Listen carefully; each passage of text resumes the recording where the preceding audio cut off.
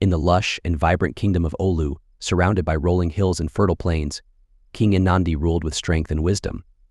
The people of Olu revered him for his unmatched bravery and strategic mind in battle.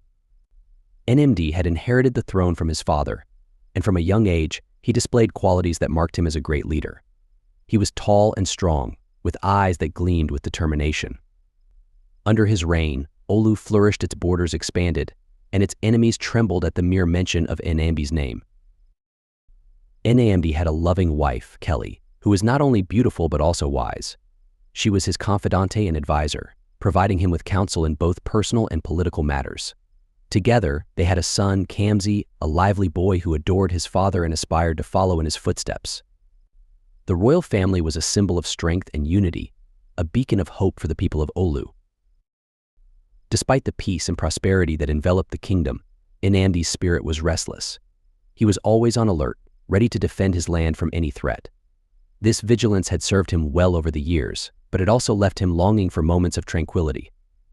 Thus, Nnamdi would often retreat to the banks of the serene river Ofia, a place where he could find solace and gather his thoughts.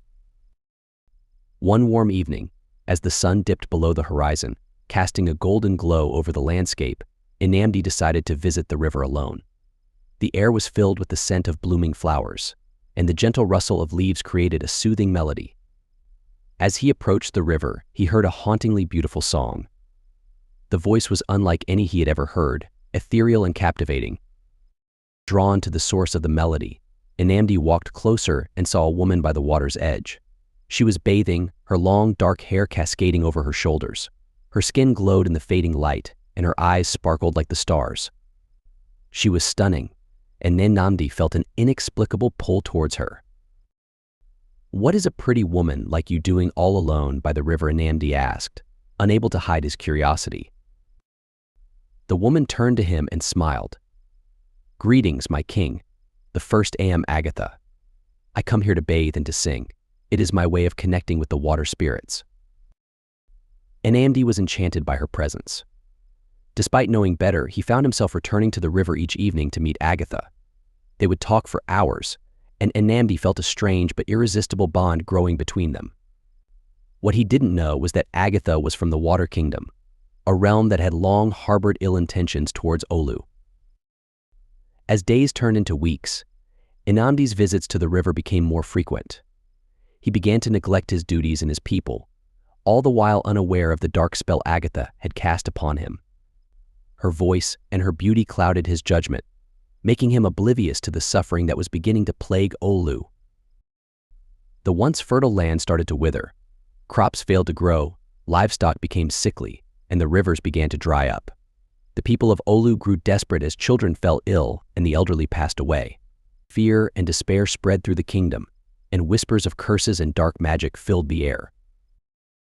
Queen Kelly was deeply concerned. She noticed the change in her husband and the rapid decline of their kingdom. She tried to talk to Nnamdi, but he brushed off her concerns, insisting that everything would be fine. Desperate for answers, Kelly called upon the kingdom's most revered native doctor, Okoro, a man known for his wisdom and spiritual power. Okoro arrived at the palace and immediately sensed the dark energy that had enveloped the kingdom. He performed rituals and sought guidance from the gods, seeking a way to save Olu from the impending doom. After several days of rituals and divinations, Okoro approached King Nnamdi with a grave expression. "My king, the gods have spoken. There will be no peace in the land of Olu until the snake amongst us is slain." Nnamdi was bewildered. "What do you mean, Okoro? What snake?" "There is a stranger in our midst," Okoro replied. "A woman who has brought a dark curse upon our land. She seeks to bring you and the kingdom down." Nnamdi's heart skipped a beat. He thought of Agatha but couldn't bring himself to believe that she was the cause of the kingdom's suffering. Nevertheless, he decided to confront Okoro once more. "Who is this woman, Okoro?" Okoro looked directly into Nnamdi's eyes. "The woman you meet by the river. She is not who she appears to be. She is from the Water Kingdom, and her purpose is to destroy you and everything you hold dear."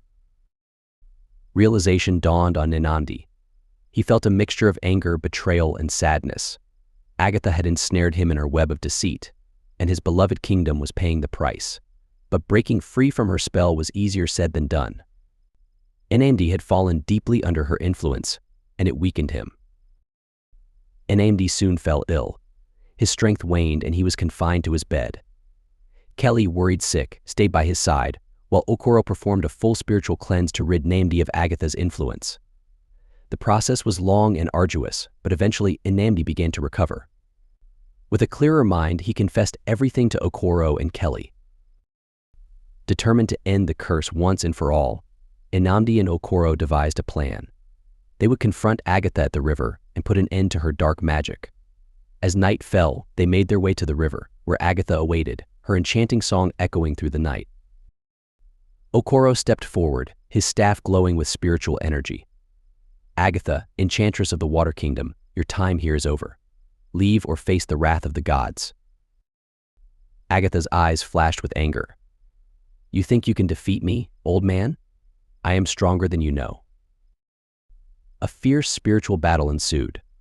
Okoro and Agatha clashed, their powers illuminating the night sky. Nnamdi, though weakened, watched intently, ready to intervene if necessary. The air crackled with energy as Okoro chanted incantations, drawing strength from the spirits of Olu. Agatha fought back with all her might, but Okoro's resolve was unyielding. With a final, powerful incantation, he struck Agatha with a burst of spiritual energy.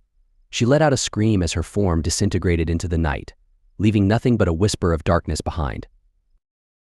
The moment Agatha was defeated, a wave of renewal swept through Olu. The withered crops began to flourish, rivers flowed with fresh water, and the sick and elderly regained their strength. The curse had been lifted, and the kingdom was restored to its former glory. Nnamdi, now fully recovered, stood before his people.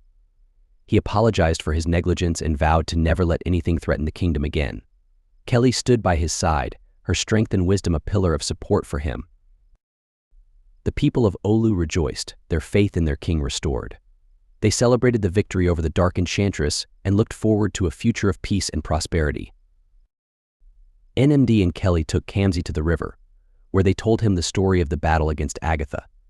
They wanted him to understand the importance of vigilance and the dangers of being led astray. Kamsi listened intently, his eyes wide with awe and determination. As the sun set over the river, casting a warm glow over the land, Nnamdi felt a sense of peace and fulfillment. He had faced darkness and emerged victorious, with the love and support of his family and his people.